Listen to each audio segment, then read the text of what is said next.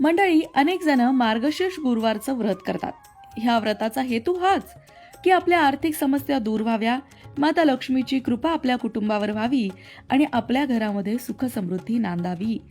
पण हे व्रत करत असताना कळत नकळत काही चुका व्रतकर्त्याकडनं होतात आणि त्यामुळे व्रताचं हवं तसं फळ मिळत नाही. आणि मग आपण म्हणतो, मी इतक्या दिवसांपासून व्रत करते आहे किंवा करतो आहे, पण म्हणावं तसं फळ काही मिळालं नाही. या चुका तुमच्याकडनं तर होत नाहीत ना? चला बरं एकदा तपासून बघा, कोणत्या आहेत त्या चुका. चला जाणून घेऊया, पण त्याआधी चॅनलला सबस्क्राईब नक्की करा आणि आमच्या फेसबुक पेजलाही फॉलो करा.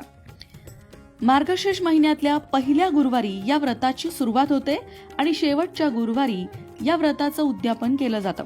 काही कारणामुळे जर तुम्हाला मार्गशीर्ष महिन्यात हे व्रत करायला जमलं नाही, तर तुम्ही कोणत्याही महिन्यातील पहिल्या गुरुवारी हे व्रत करू शकता आणि त्याच महिन्याच्या शेवटच्या गुरुवारी या व्रताची सांगता करू शकता.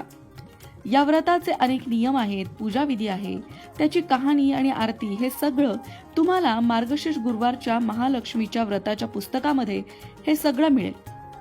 पण हे व्रत करत असताना कळत नकळत होणाऱ्या चुका, त्या चुकांबद्दल मात्र कुठेही बोललं जात नाही.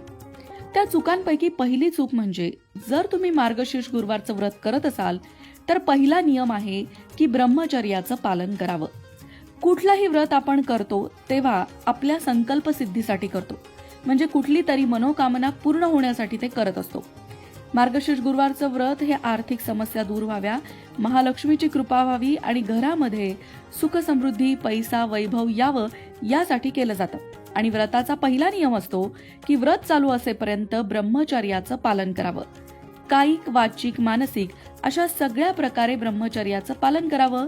मनात सुद्धा वाईट विचार आणू नये, तरच आपल्याला व्रताचं योग्य ते फळ लाभतं.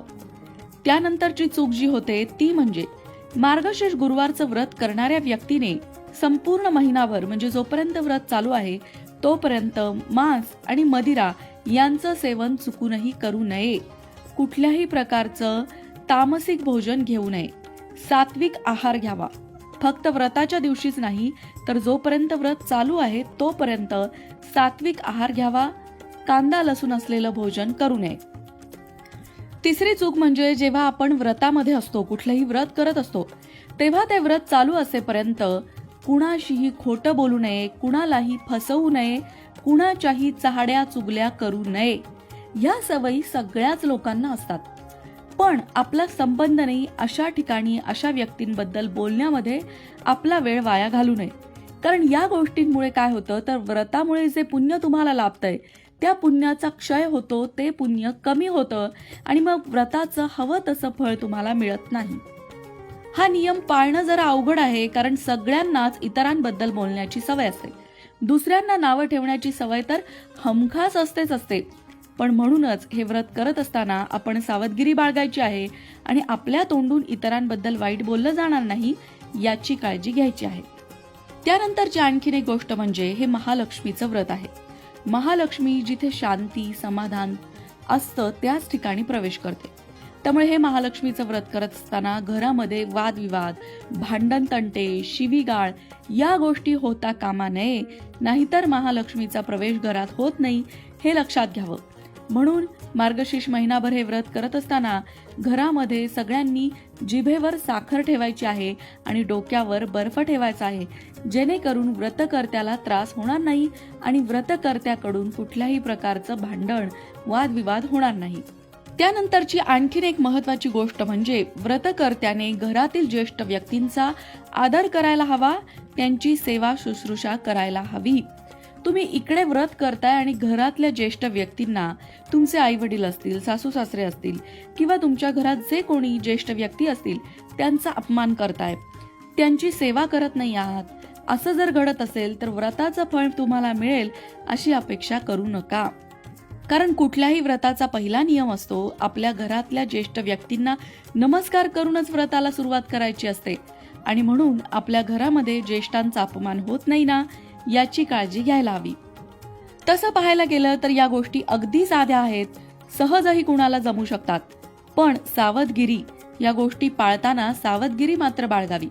कारण व्रत करत असताना आपलं मन हे पूर्णतः ईश्वराच्या चरणी लीन व्हायला हवं. ईश्वरामध्ये आपलं मन लागायला हवं आणि या सगळ्या गोष्टींचं काटेकोरपणे पालन करायला हवं, तर व्रताचं फळ आपल्याला निश्चितच मिळतं. व्रतकर्त्याने गुरुवारी सकाळी लवकर उठावं, आंघोळ करावी, शुद्ध अंतःकरणाने आणि पूर्ण भक्तिभावाने पूजा करावी. दिवसभर उपवास करून संध्याकाळी देवीला नैवेद्य दाखवून रात्री भोजन करावं. कधी कधी अचानक एखादी अडचण आली तर अशा वेळी फक्त उपवास करावा आणि कोणाकडूनही पूजा करून घ्यावी. एकादशी, शिवरात्र या इतर उपवासाच्या दिवशी जर गुरुवार आला तर फक्त पूजा आणि आरती करावी, कहाणी वाचावी किंवा ऐकावी. व्रताची पूजा आणि कहाणी ऐकण्यास शेजाऱ्यांनाही निमंत्रण द्यावं. संध्याकाळी गायीची पूजा करावी आणि तिलाही नैवेद्य दाखवावा. ज्या दिवशी तुम्हाला या गुरुवारच्या पूजेचं उद्यापन करायचं असेल त्या दिवशी पूजा, आरती, कहाणी हे सगळं करावं. 7 सुवासिनींना किंवा 7 कुमारिकांना हळदी कुंकू द्यावं. एक फळ, व्रताच्या कथेची एक प्रत द्यावी. शक्य झालं तर ब्राह्मणाला शिरा, वस्त्र, दक्षिणा देऊन नमस्कार करावा. त्यानंतर आपण भोजन करावं. गुरुवारी संध्याकाळी पूजा आरती करावी आणि त्यानंतर सगळ्यांना प्रसाद द्यावा. कोणत्याही महिन्याच्या पहिल्या गुरुवारी या लक्ष्मी व्रताला सुरुवात करता येते. हे व्रत वर्षभर पाळणारे सुद्धा लोक आहेत. मार्गशीर्ष गुरुवारचं हे व्रत कसं करावं, या व्रताची पूजा कशी करावी, त्याचबरोबर या व्रताची मांडणी कशी करावी, या व्रतासाठी साहित्य काय काय हवं, या सगळ्या संदर्भातला एक व्हिडिओ आपल्या लोकमत भक्ती चॅनलवर आहे. त्याची लिंक तुम्हाला डिस्क्रिप्शन बॉक्समध्ये देत आहोत. तो व्हिडिओ बघितला तर तुम्हाला संपूर्ण पूजाविधी कसा करायचा आहे तो त्यामधून कळेल. त्याही व्यतिरिक्त तुमच्या मनात काही शंका असेल तर ती तुम्ही कमेंट बॉक्समध्ये विचारू शकता. पण मी तुम्हाला सुचवेल की हा व्हिडिओ झाल्यानंतर तुम्ही लगेचच डिस्क्रिप्शन बॉक्समध्ये जी लिंक दिली आहे तोही व्हिडिओ बघा. त्या व्हिडिओतनं तुम्हाला संपूर्ण मार्गदर्शन मिळेल. कारण त्या व्हिडिओमध्ये अगदी नैवेद्य काय दाखवावा, त्याबरोबर कलश कसा सजवावा, महालक्ष्मीला साडी कशी नेसवावी हे सुद्धा सगळं दाखवलेलं आहे. तेव्हा त्या व्हिडिओचा नक्की लाभ तुम्ही घ्या. मार्गशीर्ष गुरुवारचं हे व्रत कुणीही करू शकतं. अगदी स्त्री आणि पुरुष दोघंही, महिला विवाहित असो अविवाहित असो, त्या सुद्धा हे व्रत करू शकतात. खास करून जर तुम्हाला आर्थिक समस्या असतील किंवा तुमची आर्थिक प्रगती होत नाहीये असं तुम्हाला वाटत असेल किंवा आर्थिक स्थिरता येत नाहीये असं वाटत असेल तर मार्गशीर्ष गुरुवारचं हे व्रत केलं जातं. या व्रतामध्ये माता महालक्ष्मीची साधना उपासना केली जाते.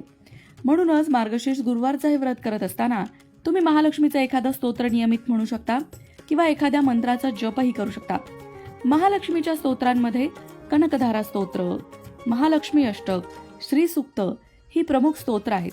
यापैकी एखादं स्तोत्र ऐकावं किंवा म्हणावं, त्यामुळे आपलं चित्त शुद्ध होतं.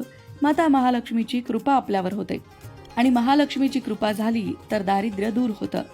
मग मंडळी, तुम्ही सुद्धा भक्तिभावनेने हे व्रत करा आणि माता महालक्ष्मीची कृपा मिळवा. जय महालक्ष्मी.